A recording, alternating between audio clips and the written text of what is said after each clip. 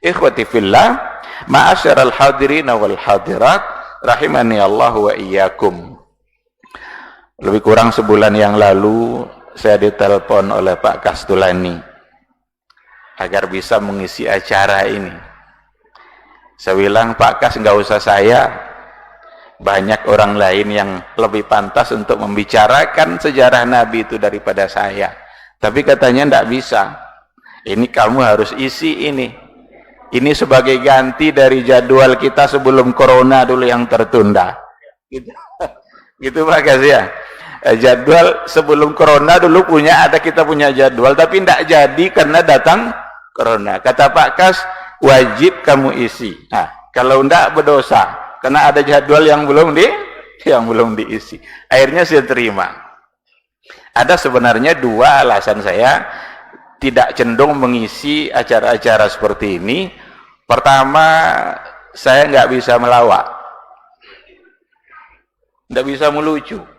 Orang biasanya acara-acara sekarang ini sering menunggu-nunggu yang lucu, tapi saya nggak bisa. Yang kedua, ini lebih serius alasannya. Rasanya kurang serius kita kalau mencintai Rasul dengan mengingat sejarah kehidupannya hanya sekali dalam 1 tahun. Ini kan memperingati, ini kan? Memperingati itu kan diperingatkan, berarti mengingat. Kurang serius rasanya cinta kita kepada Rasul kalau seandainya kita memperingatinya sekali dalam 1 tahun. Padahal Rasul itu begitu serius dia dalam mencintai kita. Kalau kita bacalah sejarah cinta Rasul kepada kita, mungkin setiap saat Rasul itu menyebut-nyebut umatnya.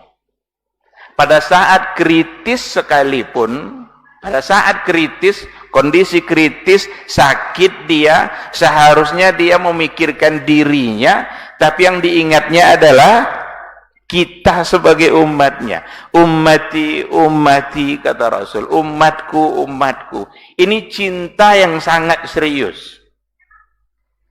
Ada satu ketika Rasulullah Shallallahu Alaihi Wasallam diberikan kesempatan berdoa oleh Allah lalu dikabulkan. Apa yang diminta oleh Nabi ketika itu? Yang diminta oleh Nabi adalah, wahai Rabbku, izinkan saya memberikan syafaat kepada umatku nanti di yaumul mahsyar. Ini yang dimintanya. Kalau kita lah kira-kira, kalau kita nih diberi kesempatan oleh Allah untuk meminta apa saja lalu dikabulkan, apa kira-kira yang akan kita minta?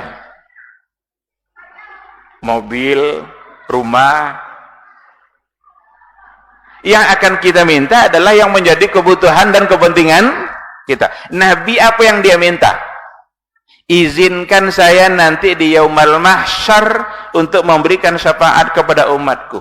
Cinta enggak Nabi itu sama kita? Sangat cinta. Satu ketika ada di hadapan para sahabat, Nabi bilang begini. Kata Rasul, "Istaqtu li ikhwani." Qalu ya Rasulullah, alasna bi ikhwanikum? Qala la, bal antum ashabi. Ikhwani alladzina yu'minuna bi wa lam yarawni. Ini sebuah riwayat. Rindu saya ingin ketemu dengan ikhwani. Ikhwani itu artinya saudara-saudara saya. Nabi ngomong di hadapan para sahabat ini. Sahabat agak sedikit merasa cemburu, kok ada yang dirindukan oleh Nabi ini? Siapa itu orangnya? Sahabat bertanya, ya Rasulullah, alasna bi ikhwanikum? Ya Rasul, bukankah kami ini saudara-saudara kamu? Kok ada yang kamu rindukan? Bukankah kami saudara kamu? Kata Rasul, lah, bukan. Bal antum ashabi. Kalian adalah sahabat-sahabat saya. Yang ikhwani, yang saudara-saudara saya, kata Rasul, allazina yu'minuna bi wa lam yarawni. Mereka yang beriman kepada saya meskipun mereka tak pernah melihat dan berjumpa dengan saya. Jadi saudara Nabi yang beriman dengan beliau dan tidak pernah berjumpa dengan saya. Masuk enggak kita nih? Pengen masuk enggak ini ke dalam kerinduan Nabi ini? Saya kira orang yang akalnya sehat, muslim yang akalnya cerdas, pasti akan pengen sekali dirindukan oleh Rasulullah Sallallahu Alaihi Wasallam. Karena Nabi yang bilang seperti itu. Saudara saya beriman sama saya, tapi tak pernah ketemu. Ternyata kita ini meskipun tidak pernah ketemu dengan Nabi, akan tetapi kita adalah orang-orang yang menjadi saudara-saudara Rasulullah yang ternyata dirindukan oleh Rasulullah Sallallahu Alaihi Wasallam. Begitulah gambaran seriusnya cinta Rasul itu kepada kita. Sekarang pantaskah kita balas dengan memperingatinya sekali setahun? Boleh kita bertanya pada diri kita ini.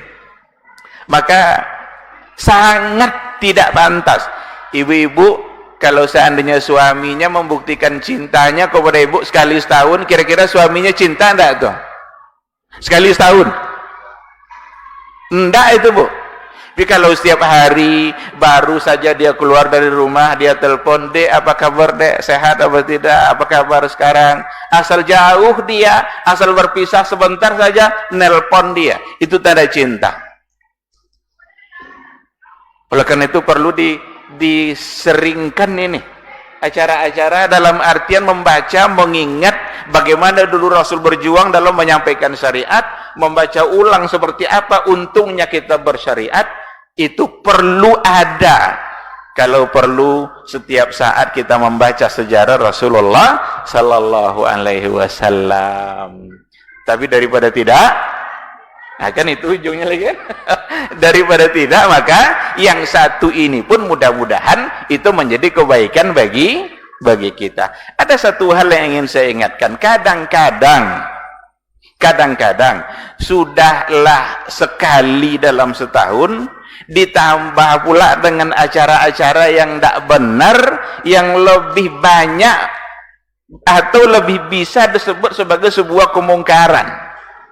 Dia sudahlah sekali setahun, tetapi dilakukan pula dengan cara-cara yang tidak benar. Ada ritual-ritualnya, ada sesembahan-sesembahannya, ada kadang zikir-zikir tertentu yang dia baca yang tidak pernah diajarkan oleh Nabi. Kadang ada pula satu keyakinan, mereka berdiri semuanya dengan satu keyakinan bahwa saat membaca zikir itu ruh Nabi itu hadir.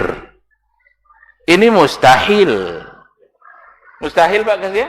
Seandainya ada dua masjid yang mengadakan acara di malam itu, lalu ruh Nabi pada masjid yang mana? Kalau mereka membaca zikir yang sama. Nah, kita tidak bicara di sini ini sekarang ini, tapi ada pada sebagian tempat yang saya ingin mengingatkan kepada kita bersama agar kita tidak terjebak kepada hal-hal yang seperti itu.